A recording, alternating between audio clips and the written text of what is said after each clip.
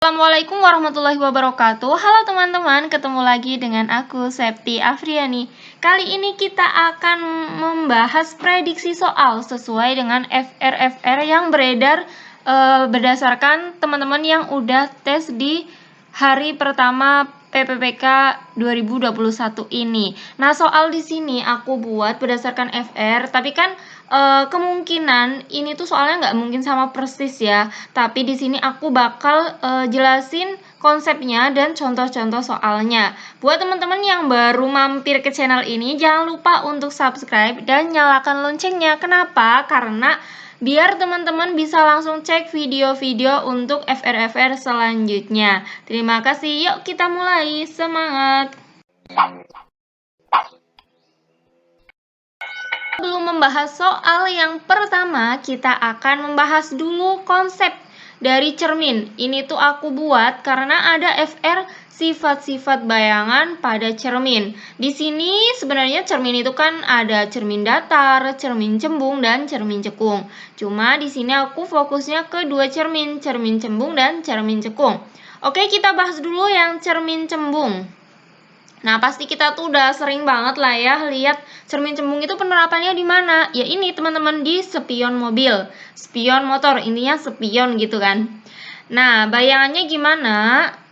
Ini adalah proses pembentukan bayangannya. Intinya bendanya itu dia ada di sebelah yang ini ya. Yang sebelah ini nih, ini adalah bendanya. Ini adalah cerminnya, cermin cembung. Ini adalah bayangannya yang putus-putus ini, yang di belakang cermin. Sifat bayangannya, kita lihat, kita bayangin tuh, kalau misal ya, kita lihat motor di belakang kita lewat spion. Nah, motornya itu kelihatan nggak di spion? Kelihatan kan? Jadi langsung kelihatan di cerminnya. Itu artinya bayangannya maya. Jadi kalau bayangan yang kita bisa lihat langsung, itu maya. Kayak contohnya kalau kita bercermin, kan kita bisa lihat langsung ya diri kita di dalam cermin gitu kan. Itu sifatnya maya juga. Nah, kita lihat di sini. Ini kan tanda panahnya ke atas. Nah, bayangannya yang bagian sini ini juga ngadepnya ke atas. Berarti kan tegak ya kan. Kalau kita bayangin tuh, kalau di spion motor, kita lihat motor di belakang kita, ada orang lagi ngendarai motor di belakang kita. Nah, kepalanya si orang yang di belakang kita tetap di atas kan? Iyalah, masa di bawah. Nah, berarti artinya itu bayangannya tegak, bukan terbalik ya, tapi tegak. Karena kepalanya orang tetap di atas. Kemudian, diperbesar apa diperkecil? Kalau kita ngelihat yang di spion itu diperkecil ya, bukan diperbesar. Ini kita lihat di gambarnya, tanda panahnya kan lebih pendek ya daripada yang bendanya yang di sini. Intinya tuh kalau kita ngelihat spion ya, kalau misal dia diperbesar ya nanti nggak muat ya, nggak kelihatan semua di bagian spionnya. Jadi otomatis dia diperkecil bayangannya, maya tegak diperkecil. Bayangan maya itu bayangan yang tidak dapat ditangkap layar, atau intinya langsung terlihat di cermin. Ini udah kita bahas. Selanjutnya yang kedua adalah cermin cekung. Untuk cermin cekung itu spesial ya. Jadi nanti akan ada ruang-ruangnya. Contohnya itu ini penerapannya di center contohnya. Kalau ini proses praktikumnya, yang sebelah kanan gambar praktikum cermin cekung.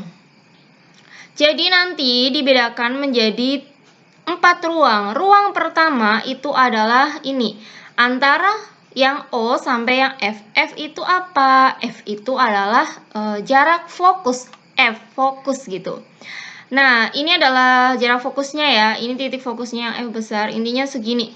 Yang bagian ini namanya ruang 1. Jadi antara O sampai dengan F itu ruang 1. Nah, kemudian antara F dengan M, di sini M itu titik pusat kelengkuan cermin, atau di sini tuh sama aja panjangnya kayak jari-jari gitu loh. Di sini itu jari-jarinya, R-nya ya. Itu antara F dan R adalah ruang 2. Jadi gini, ibaratnya tuh R itu adalah diameter kalau di lingkaran. Kalau F-nya itu jari-jari, ibaratnya gitulah. Intinya kalau di sini ya, kalau di cermin F itu kayak jari-jari kalau di lingkaran.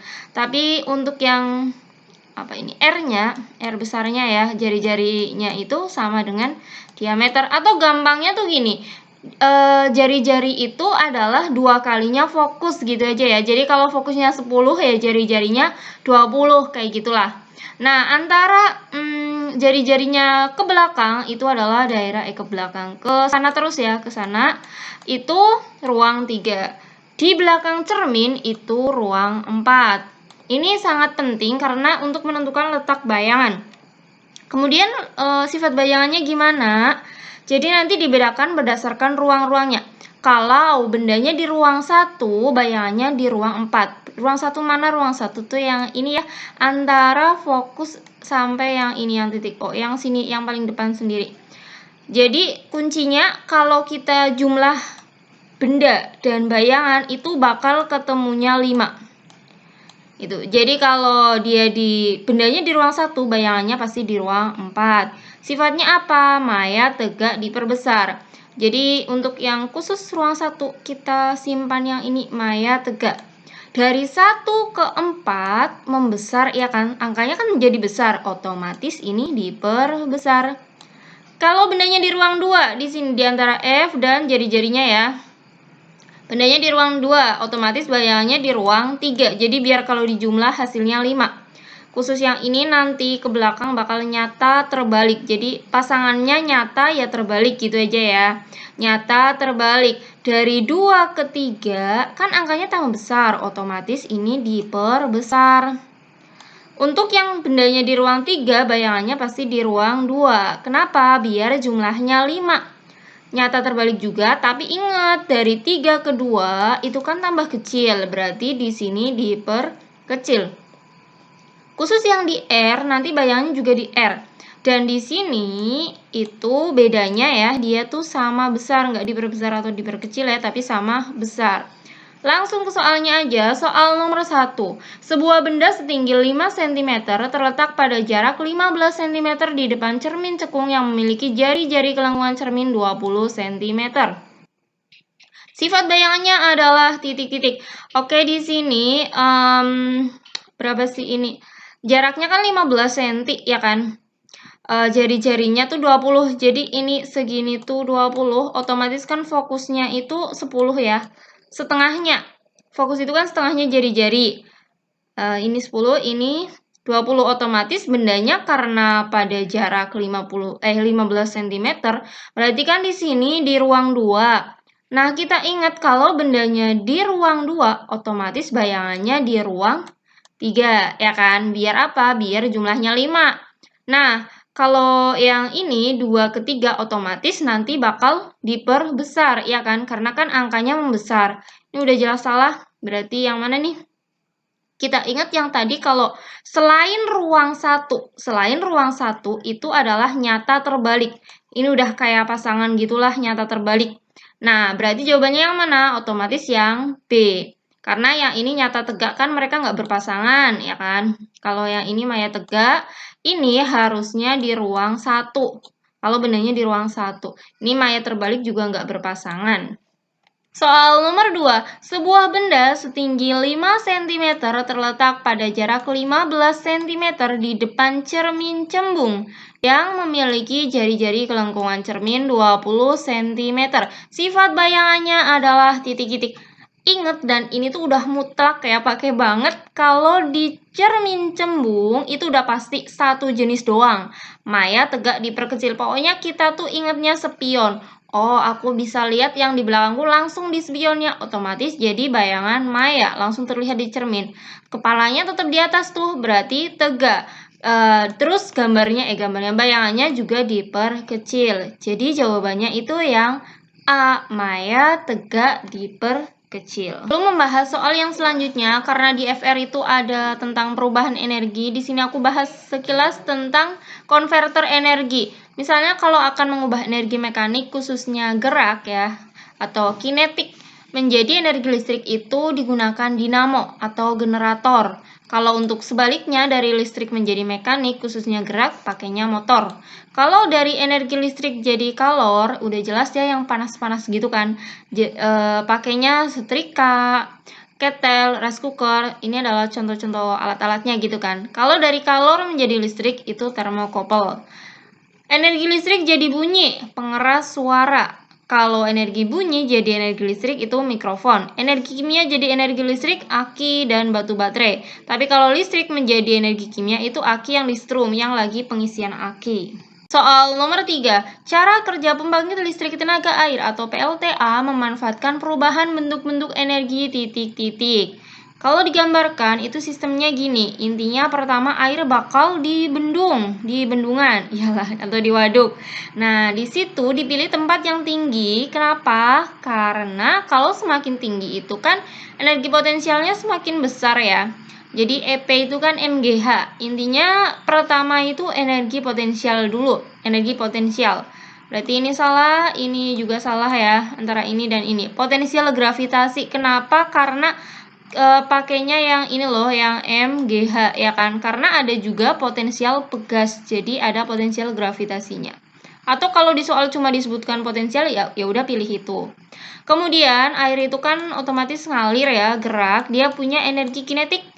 Nah, nanti untuk mengubah dari energi geraknya jadi energi listrik itu digunakan generator.